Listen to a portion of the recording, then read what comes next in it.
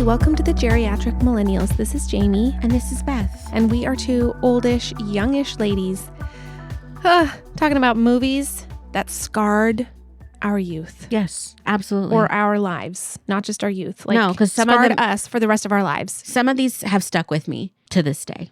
And as I was thinking about this, there's movies that popped into my mind that I have not thought about since I was a child because they were so terrifying to me.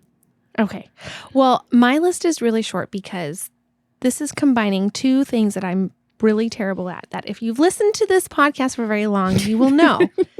Number one is Jayme's memory sucks. And number two, Jayme forgets movies. Mm-hmm. Not just, my memory sucks for it, like in general. But movies I have watched, I cannot tell you how many times I have watched a movie not realizing I had watched that movie already. That's and impressive. Forgot what happened. Cannot relate, but I love that for you. Okay. Because so it's like a new movie. This is like my disclaimer to the beginning of this. I get it. Because I'm mostly going to be listening to you and going, oh yeah. Oh, okay. Yeah. Okay. So let's just start. Okay. I do have a couple, but I could not think of very many. I'm starting off with an obscure one. Okay. So I don't even know. This was on TV at some point. I don't even know how I discovered it, but it's called The Peanut Butter Solution. Okay. And it's about this little boy. And I did not, okay, let me just say this. I did not go back and like rewatch these movies or read their Wikipedia. So I'm just going off my memory of what happened in these movies from watching them when I was younger. Okay. So in The Peanut Butter Solution, there's this boy, something happens to him and he like loses all of his hair. And it's not like anything bad, but like he got scared or something happened, kind of magical. I don't know, loses all of his hair. His sister makes some concoction out of peanut butter and rubs it on his head and it's magical or something. Again, I don't remember all the details. I think that this might be on Amazon Prime or something every once in a while. I have not watched this in at least 20 years. Anyway, the kid's hair starts growing magically and he has luscious locks of this magic hair. This is a live action movie. Okay. I think it was made in Canada. Anyway, some evil painter discovers that locks of his hair make the perfect hairbrushes. So he kidnaps the boy. Hairbrushes or paintbrushes? Oh, sorry, paintbrushes. And so he kidnaps this boy and locks him up, and like his hair's growing like a foot a day or something. Like it's just like pumping out of him. And so he has, I think he like kidnaps some other children, and they're in like a paintbrush making factory making these magic paintbrushes that when you paint with them, it basically paints the picture for you. And then like his little sister who had mad beef with like is the one that ends up like saving him and like discovering where he's at. And like the adults are of course I think they were a little bit bumbling in the show and whatever, but it was so intense watching that as a young child, and like especially with stranger danger and all the things. I don't know why that movie freaked me out, but it did. And for years, I couldn't, this is pre-internet. So it's like, I remember watching that as a kid and like having vague like fever dreams about it. I'm like, I know that this is a movie out there. And this is before there was like Wikipedia and you could like just use a few keywords and like somebody's going to know that movie. I remember putting stuff like this out like on boards. Like, does anybody remember a movie that was like this? Where it's now if like I have a vague memory of a movie, usually you can put enough keywords, it'll find it. But it took me years and I finally found this movie again. I think I was in my early 20s. And I watched it and it was just like, this was stupid. But as a child, it just really messed me up. That is actually really interesting and weird. It was such a weird movie. And nobody I know ever has seen it. There's very few people that I've ever had a conversation with, like, about movie lore or whatever. And they're like, oh, Peanut Butter Solution, you know that one? Blank face. Blank face.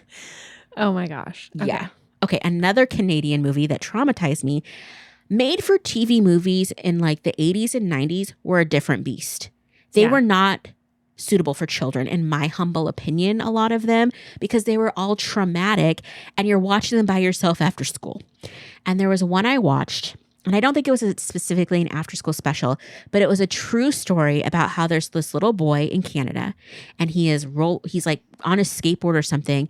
And this salesman comes through his neighborhood, hits him, drags him in the car, he dies, and his mom's right there, and like the guy flees to America. And so like they can't get him, like extradite him. There's like all this weird stuff. They can't prove that it was him, even though like they know it's him. And so the mom goes after him. The mom ends up going and like stalks him because I think he gets off or something. I'm just going on the vague memories.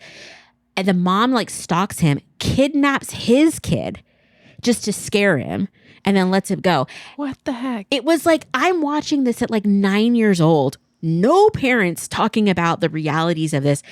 I am now terrified that I'm going to get hit by a car and run over and dragged.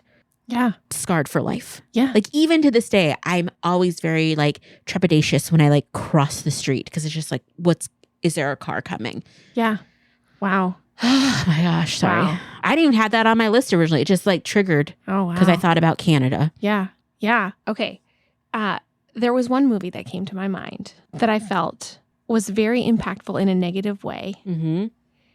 And I think I've told you about this before, but it was the movie Kids from Oh, 1995. Yeah. That's messed up. Yeah. It was so messed up. Yeah. And I watched that then. Yeah. So I was like 15. Mm-hmm. And I just remember feeling it was so disturbing. Mm-hmm. It was so disturbing to me that I had a horrible feeling when the movie was over. I just felt like kind of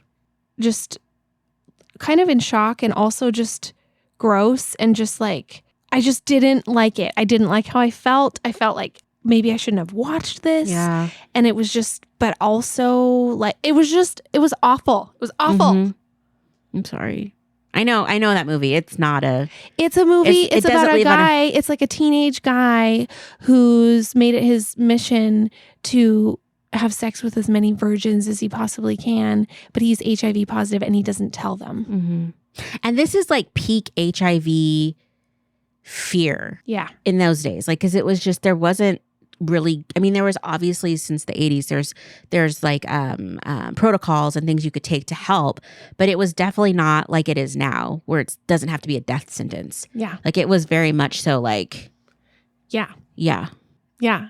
It was awful. That I feel like it scarred me because I was just like, I don't know. I just was just kind of, I can't even describe the right word. Like after I watched it, I was just like, I kind of felt violated.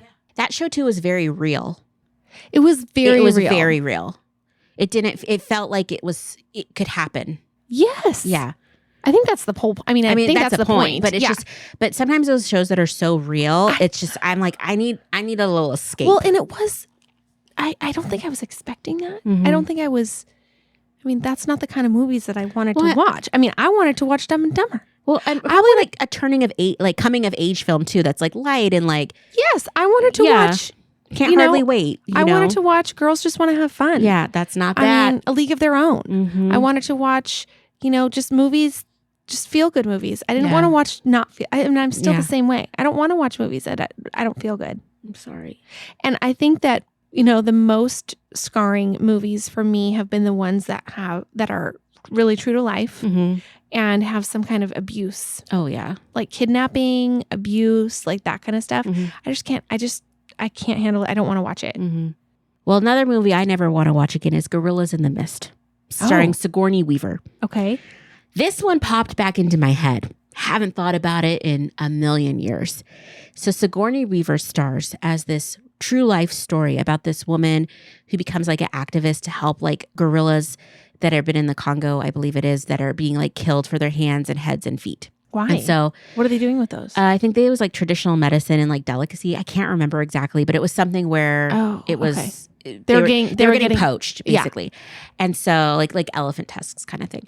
Anyway, so I'm watching this movie again as a child. I'm in elementary school, and I have a love for apes and gorillas and things like that. So I'm watching this. I don't know where my parents were.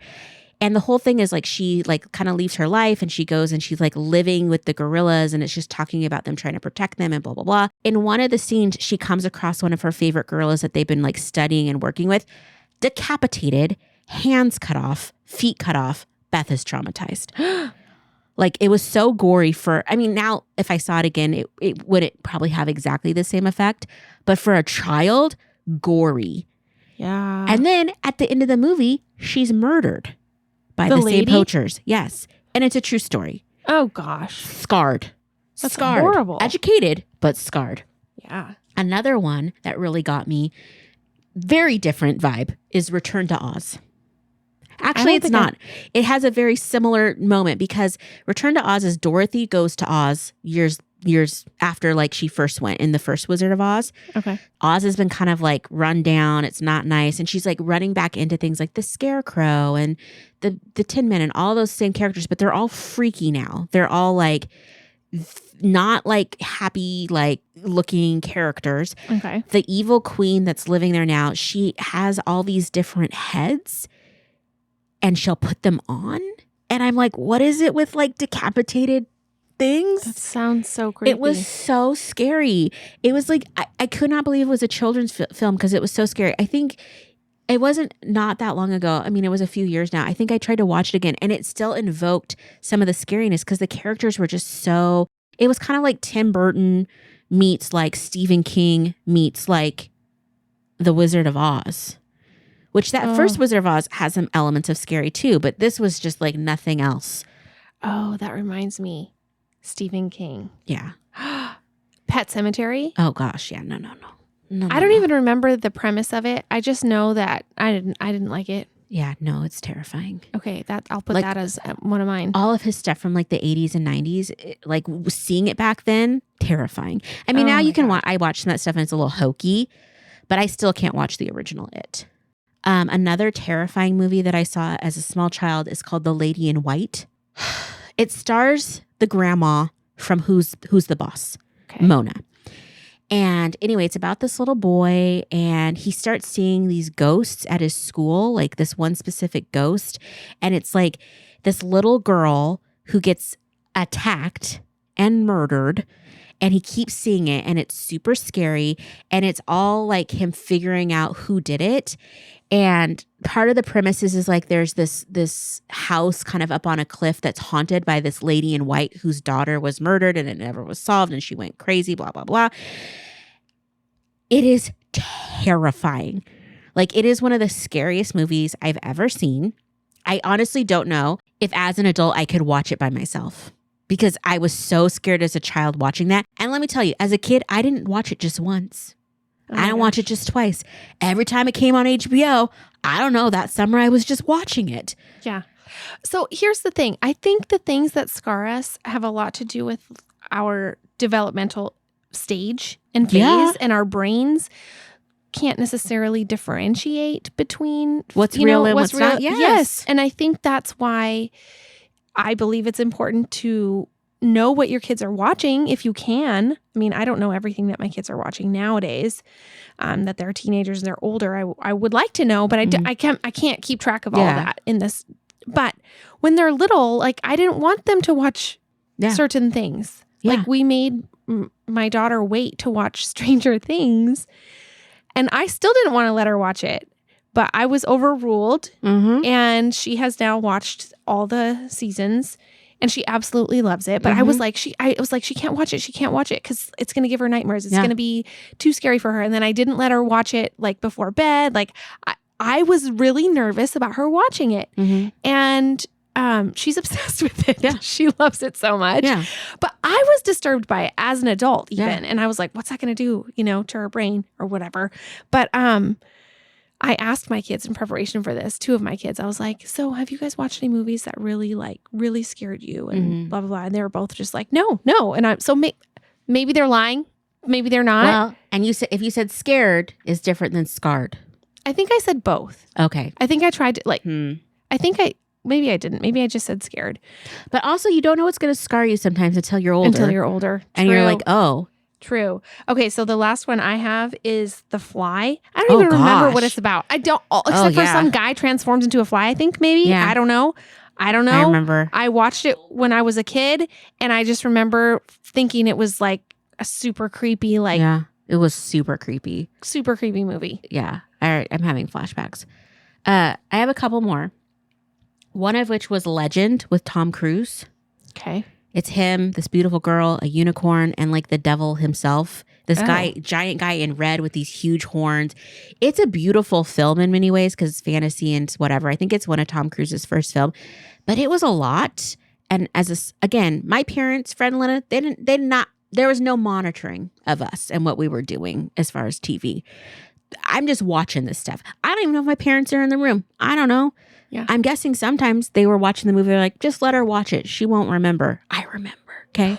And this was another terrifying one. I don't remember anything other than this young girl getting like captured by a demon.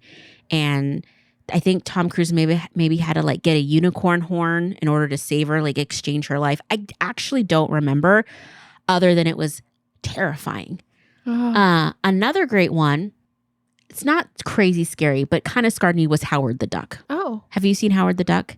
It's about the duck. Probably. I don't know. It's about this duck man that like crash lands on Earth because I can't remember how he got pulled to Earth, but he did, and then he couldn't get back and blah, blah, blah. And he meets a young, I can't remember her name, but she was the mom in Back to the Future. Okay. And anyway, it was a lot. And again, I don't think, I think there was actually like a duck nudity scene that I just wasn't ready for as a child.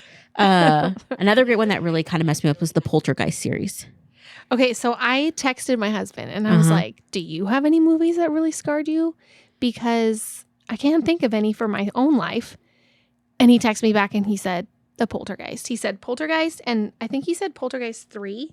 No, I'm saying the whole series was okay, awful. the whole series. And 1, he 2, said, and 3 were horrible. Okay. He said that because of that, he hates mirrors. Mm-hmm. And he can't have a mirror in the room. Like he will, if he's in a room that has like a mirror when he's trying to sleep, he has to cover it up. Mm-hmm. Has to do with that movie. That movie is terrifying. And there's this decrepit old man in the second one, because Caroline is this little girl that is able to commune with the dead. Okay. And literally she's like watching like, you remember how like old school TVs would have like the static, whatever, white noise. She'd be like, they're here. And then they had this like little psychic come in to like cleanse the house. It's the craziest series ever. And the second one, so basically like she gets connected to this cult that committed mass like suicide, and so she's spiritually connected to them, so they're like following her to be the conduit. And again, this is all from memory, so I'm gonna not be able to sleep tonight, but the preacher comes up and he's like this old man, he's like, Caroline, and he's all like gross, and he's wearing like a bow tie, not a bow tie, what are those little like bowie ties? I can't remember what they're called. No, that's not what they're called. Anyway, like a priest collar? No, you know, like the cowboy ties that like a bolo tie? There we go. Something like that. Maybe a black one. Or maybe he just has a little string tied. I don't know. Terrifying. And it's just like 3 back-to-back movies of all terrifying scenarios of like, it never ends. And then it's just the one of the, like, I think it still holds up of being like a scary movie. But the scariest thing that scarred me, probably one of the things that was most scarring to me as a child was Pee-wee's Big Adventure. So Pee-wee's Adventure, he like has this amazing bike. His neighbor steals the bike. He has to go on a journey to find the bike. He kind of loses his mind along the way. And there's a scene where he's hitchhiking on the road. He has like a stick. And remember like the classic like hitchhiker, like you have the stick with the little like balled up piece of fabric that's tied on your shoulder. He has one of those. And this truck driver pulls over to like pick him up. And she's kind of creepy. And anyway, she's talking. He's like, how's it going? Kind of thing, just being Pee Wee Herman. And she starts telling like 10 years ago on this night, starts telling this ghost story. I saw the worst wreck of my life and blah, blah, blah. And Pee Wee's getting more and more like freaked out because it's like nighttime and it's raining and it's like a whole thing. And she's like telling this scary story. And then she looks at him and she's like, in the wreckage, they found this person and they look just like this. And she turns to him and her like eyeballs like pop out of her head at him. She turns into this like crazy monster for a second. And then he's just like, oh my gosh. And then she does something like, you know, he stops. He's like, this is my stop. And so she stops at like a diner and lets him out. And she's like, tell him Large Marge sent you. And she's like, and drives off. And I'm like already freaked out. So he walks into this like diner bar thing that's pretty seedy. He walks in and is like, Large Marge sent me. And it's like the record player scratches and everybody like turns and like, that's not possible. And then this old guy gets up and he starts retelling the story that Large Marge just told him. And she's like, Large Marge is dead. You saw Large Marge's ghost. And my little 7-year-old brain couldn't handle it. No. And I think to this day, that's one of the reasons why I get scared about ghosts and like supernatural stuff, because of Large Marge and Pee Wee Herman. Yeah. That sounds terrifying. So terrifying. I'm going to send you a clip to watch. I suggest you do it at night for the full effect. Okay, please do. But there's just like, it's so weird because like I have not thought about any of these movies for years. And as I'm like playing, I can see them in my head and I'm having like a reaction. Like Yeah. I can feel my heart racing. It scarred you. It was really scary. Some of them were just like so scarring and jarring for different reasons. Yeah. I think I've repressed a lot of that. And I think I probably wasn't allowed to watch a lot of stuff. Like I didn't have the access. Yeah. Also because like in my younger years, we were living in Haiti, and then Yeah. there was like a little time we were up in Canada, and then we were in Belize, and I just feel like there was no TV there. Yeah. You know what I mean? So I just saved didn't you. have the same access. So I think that was probably a good protection for I me. agree. You know, I think one of the worst things that ever happened to my life was like the free HBO subscriber weekend and weeks that would happen.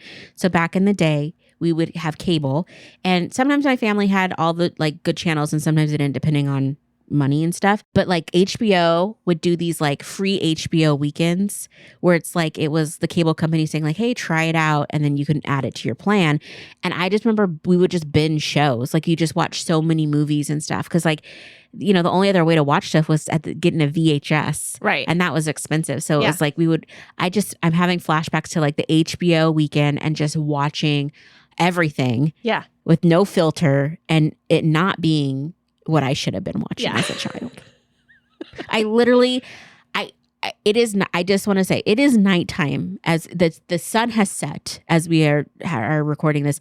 I already know as soon as you leave, I'm going to have to do a palate cleanser. I'm going to have to watch like 15, 20 minutes of like happy cat and dog puppy you are. videos Yeah, and just you different are. things so that I can sleep tonight. Yeah, because you've just recalled all these terrifying things. And Lady in White was probably the one that scared me the most as a kid. I'm going to send you a clip of that too. And I hope you watch it tonight so you know my pain. If you're enjoying the podcast and would like to support the show, you can share episodes with your friends and family, follow us on Instagram at the Geriatric Millennials, or leave us a positive review and rating, all which help us to grow. Our theme music was created by the Finley Ghost. Check out their latest album now. Thank you so much.